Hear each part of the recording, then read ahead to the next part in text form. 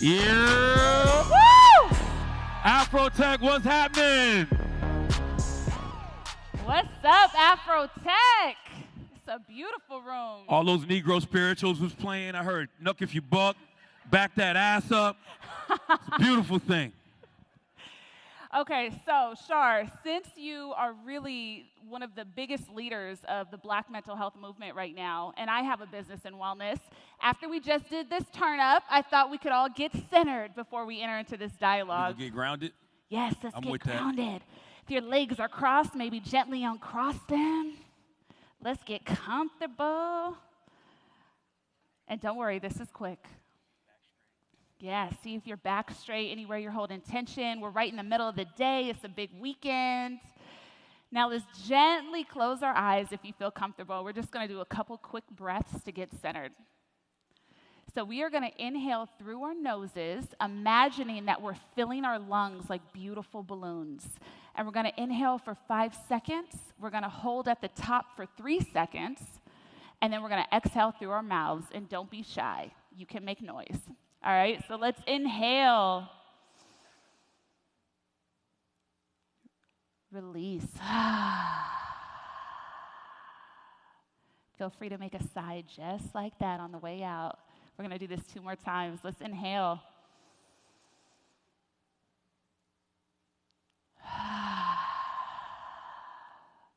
Last one. Let's make this good. Inhale.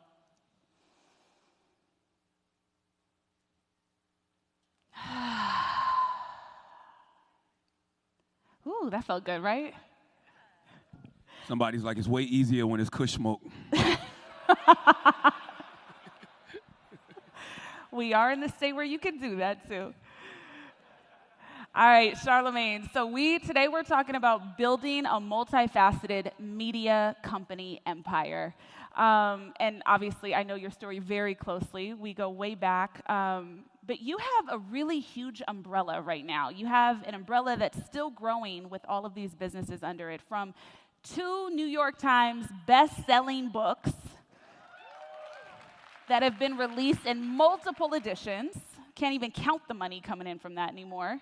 Another book on the way, obviously your radio empire, podcasts, YouTube, TV, some film, and your new production company. You really kind of represent to me one of the first internet babies of your kind, right? Like you had already been in media, but you were one of the first people at the right perfect time to join those 2 worlds of traditional broadcasting and internet, expanding in such a huge way, merging the two. So can you talk a little bit about how you began to grow your global influence through technology, through being online? Well, for me, I'm from Moncks Corner, South Carolina. And ain't nobody from Moncks Corner in here. Must be South Carolina, period. But you from Moncks Corner? Oh, okay. Well, boom, Columbia. I used to do radio in Columbia. So when you come from those markets, like, you know, I started doing radio in Charleston, South Carolina, and then I did radio in Columbia. That was like market number 98 and market number 93. So in order for me to transcend, you know, that state, I had to use the internet. So it wasn't even really like I can give you some, you know, amazing blueprint on how I did it. It was just the technology that was available at the time. You know, if you're sitting in Columbia, South Carolina, and you're in the radio station and you have an interview and, you know, you can put it up on LimeWire or whatever the sites was back then. Was that what it called? LimeWire, LiveWire? Something wire. You got all the free music. You could put it up on that site, and, you know, other people would start hearing it and other people would start commenting on it. It was just a thing to do. And, you know, I remember back then they only had like 2 hip-hop sites. It was allhiphop.com and it was sohh.com. And this was like, what, 2002 maybe. So when I would do an interview with an artist, I would be the guy that would be on All Hip Hop or SOHH, and it would be like, you know, send news tips here, email news tips here. So I would send them my interviews, and they would post them. And then that's how I started to get heard, I guess on a national level. Not to mention even with the mixtapes, too. Like, mixtapes were always a big thing, especially when mixtapes started to get posted online, because you had guys like, you know, Vlad TVD, who was doing the beef DVDs back then. And, you know, even back then in South Carolina, I was always causing some type of beef. So he would put those on his mixtapes, and he would put those online. So, like, my name, I guess, started the buzz on the national level, at least in the hip-hop world, without even me knowing it. But I was just using the technology that was available to me. Yeah, but and the thing is, though, that sounds simple, but at that time, especially myself being in broadcasting at that time, people weren't doing that. There were thousands of radio personalities nationally, but none were like, let me record my video. Let me put it online. Yeah, I mean, back then I was really just doing audio. I started doing video more so around 09, 2010 when I was doing radio in Philadelphia. Only because, for the same thing I'm talking about, these platforms, they started to become more visual as opposed to more audio based. Yeah. Yeah. So, I mean, it was just me using the technology that was available. That's why sometimes I get so upset with people because I'm like, yo, you keep talking about getting put on. Put yourself on. The internet is right there. I don't care if you got an audience of 100 people following you on Twitter or 100 people following you on Instagram. Feed those 100 people. Those 100 people will go somewhere and they'll tell other people. Next thing you know, you built something. Absolutely. What do you think is, for anybody out there listening, because I think it's also...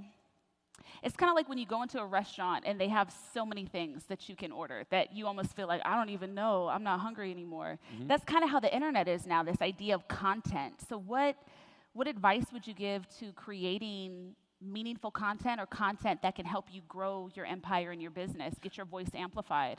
That's a great question. I would tell people, man, to just truly be yourself, right? Because I truly believe all of us have something unique to give to the world. It's the reason our DNA is different than everybody else's, right? Like if you sit down and you say, hey, I want to be the next such and such, and then you try to do exactly what that person is doing, you're not bringing anything new to the world. But if you're tapping into something unique that's within you, and you're talking about your experiences, or you're talking about, what you've been through or where you're from, then I think people will gravitate towards you. To me, that's how you cut through. Like I think about it like from a TV perspective, right? Like when you think about all of these shows that we've watched over the years about the hood, like if you've seen one gangster street show, you've seen them all. Right? But what separates those shows? It's the world. Like the reason I got into a show like Top Boy is because it was based out of the UK. I'd never seen the UK version of the street life. You know what I'm saying? If you see The Wire, that was the Baltimore's version of the street life. So it's just the world. So everybody,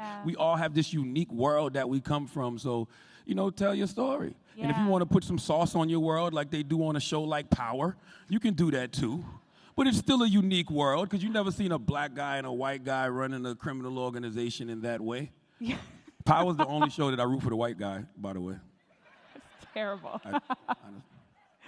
So basically, it's the storytelling. It's that level of authenticity. And that's kind of what I wanted to get into now. It's like, I think that you have done an outstanding job in your personal brand of knowing when it's time to pivot and when it's time to grow and then embracing that change.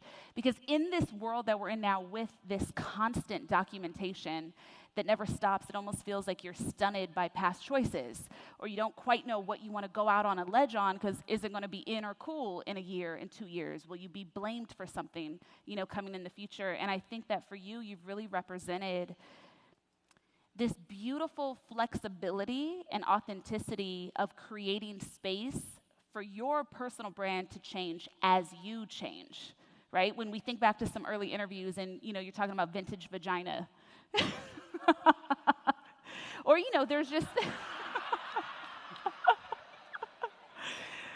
She's not lying. I mean, No, but, and you speak about this in your books and you speak about it freely, but something that I really love is you don't allow yourself to get stuck into the level of consciousness you were tapped into at that time. And you are very forthcoming in saying, yeah, I didn't know it all then, but this is who I am right now, in this moment, in the present. So kind of talk about that experience of, since you are your brand, your face, your voice, your thoughts, how do you kind of so effortlessly keep growing it as you become new incarnations of yourself? Wow. When I'm in therapy, we talk about, that inner child, right? Yeah. And I think about when I was younger, I didn't know shit, and I don't know shit now, right? But I think you can't be afraid to grow and evolve. I don't even think growth and evolution is something that you just have to always be willing to do. And I think a lot of times we know better, but I think like in the entertainment industry, especially like if you are reading, for me, reading articles about yourself, and they're like, oh, he's the hip-hop Howard Stern, or he's the black Howard Stern. In my mind, I'm like, oh, shoot, that's what they into, so I got to give them more of that. And so that's when it becomes not authentic, you know what I mean? That's when you become like a caricature of yourself. And I was always the type of person that said I never wanted to be a caricature of myself, because sometimes I see these people on television, and I'm like, yo, they just playing a role. And I mean, I can honestly admit I got caught up in playing a role. But I mean, just for me, as a person, that just wasn't healthy for me, because I'm more always interested in how I can grow spiritually, as opposed to growing anything else. Like for me, man, if I don't have like, my mental intact, my spiritual intact, my emotional intact, nothing else matters. Like it's cool when you talk about, me being a New York Times bestseller, or having a nationally syndicated radio show or production company, but that means nothing if like I can't go home and look at myself in the mirror at night. You know what I mean? Like that means nothing if I can't, sleep comfortably at night. So for me, growth and evolution, and when you talk about even being a brand, like I literally just started accepting the fact that I'm a brand maybe like 2 months ago. I'm dead serious. Tell me about some of that internal dialogue. Because I felt like when you call yourself a brand, like I said, you're being a caricature of yourself. You're giving people what you think they want from you, as opposed to just giving them who you really are. And so, like, the easiest thing for me to do is wake up every day and just truly be myself, right? Because like I said, I don't know anything. Like when I started doing radio from the perspective of a kid growing up on a dirt road in Mount Corner, South Carolina. I didn't go to college. I didn't have no formal training. I was getting drunk and high and just going on the radio and talking. Yeah. And minus the drunk and high, I'm just getting on the radio and talking now.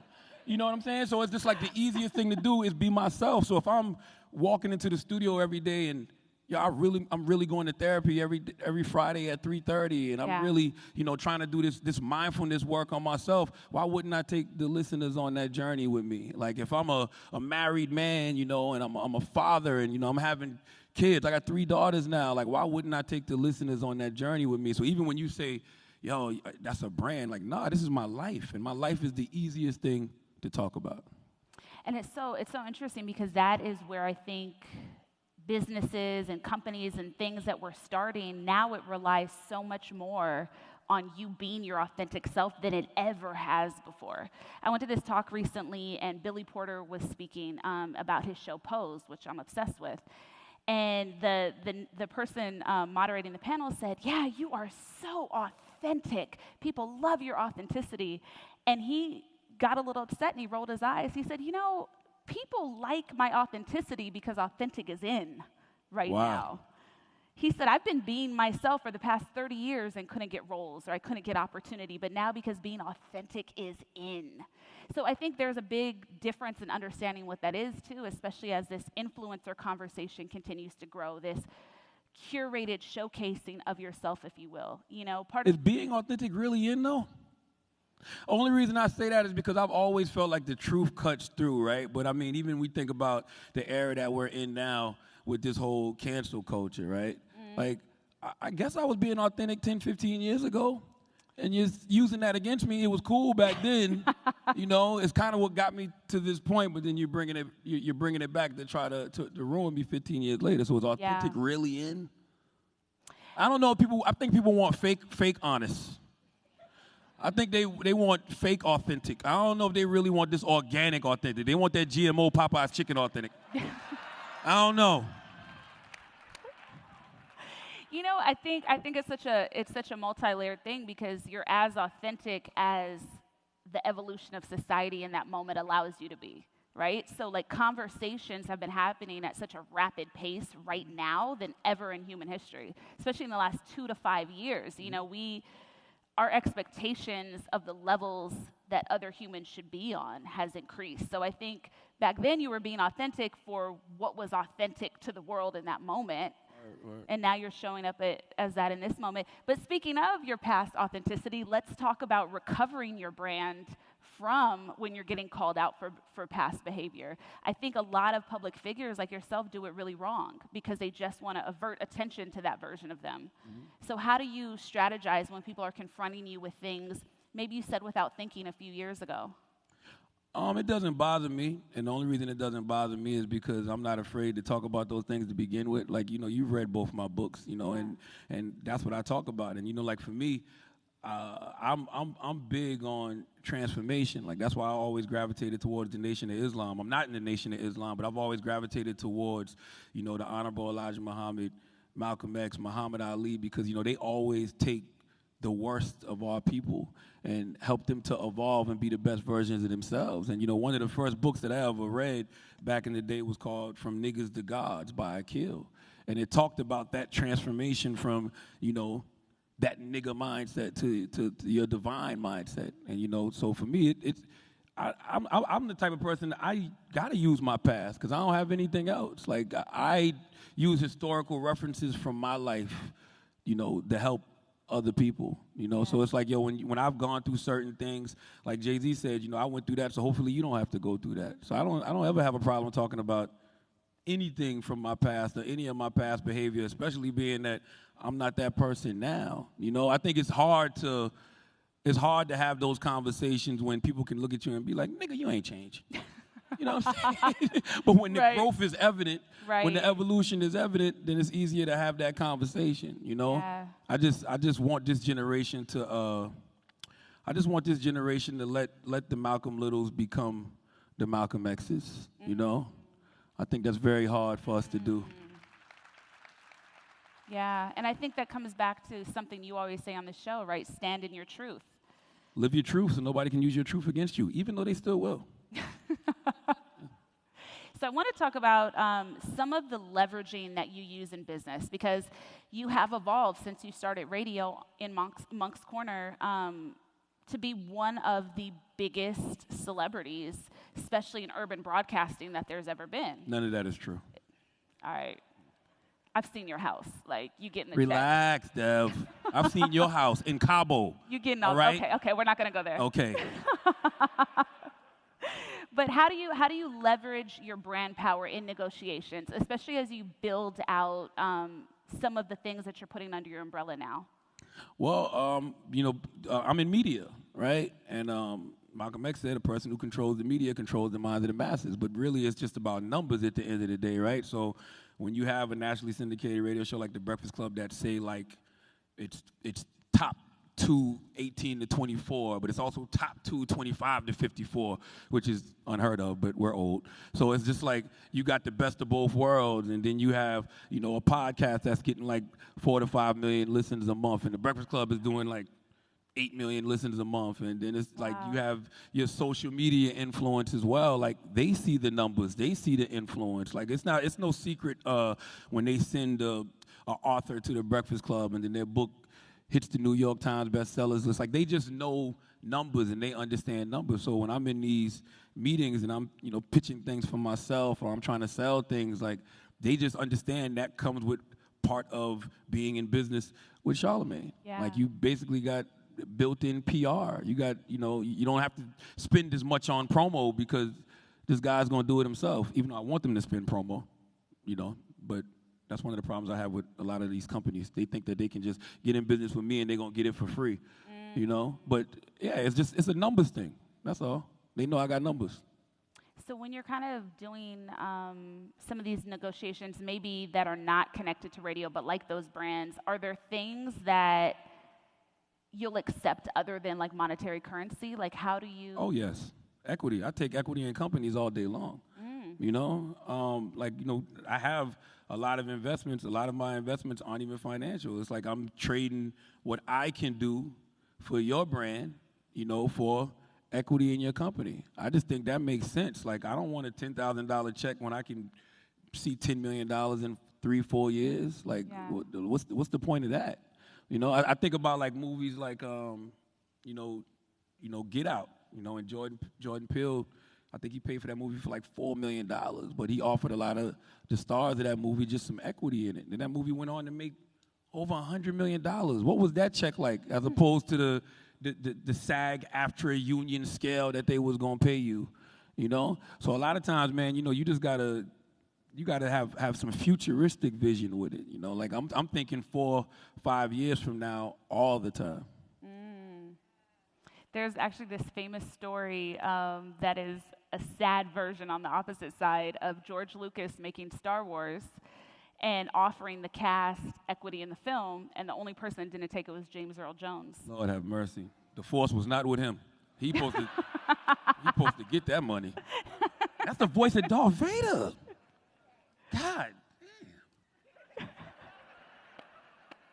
But that's also probably what he was taught at the time, right? Yeah. He probably was just a brother just trying to make it, happy to be a part of something, this big major film that's going to come out. So he probably just took what they gave him. He probably didn't have anybody to school him to say, no, man, pump your brakes, forget that little 10, 15, 20, whatever. I don't know how much it was. I'm just saying, I'm not counting his pockets. But forget that little bit of money you taking now and worry about what you're going to get on the back end, Yeah. He had nobody to teach him the game. That's why we got to give our people the tools. That's why things like AfroTech are so important. Like, we just in here. Yes. We in here sharing the tools, sharing the resources. A lot of times, black people, we think we doing ourselves a favor by keeping secrets. No, you're not at all. Give up that game. Yeah. Give up that game. Give up the game. Pass the plug, man. So now that you're at the place that you're at with your career and you're really commanding high-level finances, you're negotiating on a really big level, and it's time to diversify your portfolio. You've started investing. What does that look like, and when did you realize that you wanted to start funneling some of the money you were making into other places? Well, I've been fired 4 times, right? I've been fired 7 times in my life, if you count like Taco Bell, demo in the mall, stuff like that. But I've been fired from radio 4 times. And, I just don't trust white people, right? So when you work for a lot of white people, you just never know when they're going to get tired of your ass and kick you to the curb, right? So when I started making real money, I'm just like, yo, let me just figure out a way to where if these white people get tired of me and they want to get me up out of here, I still have things to fall back on. Yeah. So it's really just that simple. I don't want to work for white people for the rest of my life. I love that we're in this room and can have that conversation. It's the truth. Y'all want to work for white people for the rest of y'all life? Oh, okay. I thought this is AfroTech, right? Oh, okay. So when you start opening up that portfolio, what were the first steps in that? Like having not invested and then walking into that space? Because I'm sure so many people pitch things to you or want you to promo something they're working on. So unpack that a little bit for me. Well, for me, at first, I was just throwing things up against the wall to see what stuck. Because, it's an investment. Like, one thing that you have to know about investments is some will work, some won't. So for me, it's like, the tech world was one of the first things because, like, 10, 11 years ago, everybody was trying to find that next social media app. Like, what was going to be the new Facebook? What was going to be the new MySpace at the time? Sadly, I never ran into the people that started Twitter or Instagram, But so a lot of those apps that I invested in didn't work. But, like I said, it didn't cost me anything because I was leveraging, my platforms for equity. And then, the next logical thing, of course, was real estate because they always say, the greatest thing that a black man can own in America is land. And, I'm from the South, Moncks Corner, South Carolina. You got all of these different properties that were popping up. I'm like, yo, why not just buy them? And those are starting to pay off now because Moncks Corner is growing so much, man, that, like, places where it was just a dilapidated house, now they're building gas stations on it. So those are 10, 15-year leases that you have just by owning the land. And so after that, now being in like the wellness space, I was introduced. I had this idea for these mental health saunas, so to speak, like Massage Envy for mental health, right? And they always say no ideas are original, nothing new under the sun. So I remember just Googling one day, mental health gym, and I came across this company called Inception, and I actually thought it was fake. Like, I'm like, this isn't real. And then I went on Instagram, and this guy had been DMing me for months, right? So a brother named David from Farmington, Michigan. So I hit him back, and then I took a trip because, we have the prototype for it in Farmington, Michigan, right on the outskirts of Detroit. And I took a trip, and it's like float therapy and brain training, and like it's literally like a 21st century sauna gym for just like your brain. And so I'm like, yo, why would I try to build a Burger King when we haven't even established the McDonald's yet? So this brother already has this company. I might as well partner with him and let's get it popping. So that's just been an investment that I did. But Love that. I guess that goes back to what you were saying about just, being authentic. Like, I can't advertise or promote something or be involved in something that I'm not really into. Like I turn down things all the time. I don't drink Pepsi. I don't drink soda. Like, I'm being honest. Like, I don't. They come to me with that stuff all the time. I don't use that kind of stuff. But I really am into the mindfulness, mental wellness space. And this is something, when I went there, I was blown away. So I figured other people would appreciate it too. So that's something that I can organically put my name on and talk about organically, and pray to God it'll grow.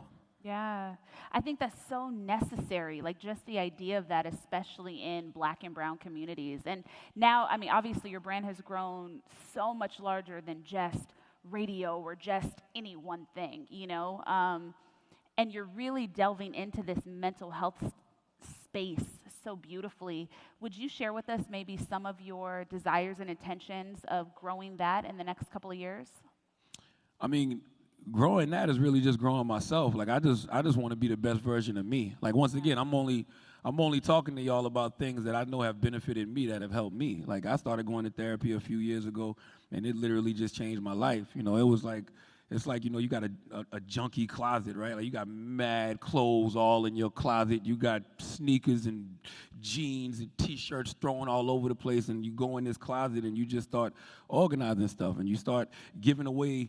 You start packing up the things you don't need and giving that away, and then you can organize the things that you do want to keep, and now you got room to bring new things in. So I'm only talking about what's going on in the mindfulness space, and I'm talking about therapy and things like that, because these are things that are benefiting me. So as long as I continue to grow in that way, I think it'll help grow in whatever these businesses I'm trying to establish as well. But then you want that to be organic too, right? Because I don't want nobody to think like I'm trying to profit off mental health. You know what I'm saying? Like, I don't think mental health is it's not a marketing ploy for me. Like, this is my real life. But if I can, connect myself with things that I know can help better people, why wouldn't I? I don't know. I mean, I wouldn't have even taken it as thinking that you were trying to prosper on that. I think really your fingers are on the pulse of a national movement that has to happen right now, and it needs to be more accessible for people of color. It's just kind of hard when you're a public figure, because our commodity is our life, right? Like, my life, your entertainment. So if I'm really involved in mindfulness and mental health, like, it's going to almost seem like I'm selling it, because that's my life. Yeah. When you're a public figure, your commodity is what you're actually doing. I just don't want y'all to think I'm out here like Kanye West with the gospel thing, right? Ooh. Even though, once again, like I said, your greatest commodity is yourself when you're a public figure. So if that man really has found Christ, it's going to reflect in his art. Just like me, I really am into therapy and stuff, so it's going to reflect in everything that I do. It's just kind of hard to, it's a fine line, is all I'm saying. Just don't make your mental health merch $500 like Kanye. No, I don't even sell no mental health merch. That's kind of crazy. That's kind of wild. So let's talk about your production company that you just started. I know we only have a couple minutes left, but would you be open to sharing some of the vision? Yeah, I mean, I've had a production company for a while. Like, I've produced stuff on television before that nobody watched. So it's not like I just started producing television. Like, I've been producing TV for a long time. I just always been the type of person. I've never wanted to be like, hey, look at what I'm doing. Like, if you see it and you recognize it, cool. Well, but I think I say that specifically as someone who's knowing all of the things behind the scenes that you've been creating over the years, but you've really you're making content specific for Charlamagne, especially for like your YouTube channel. It's not just Breakfast Club interviews or the TV gigs that you get. Like, you are really dedicated to building out content for your platform. Mm-hmm.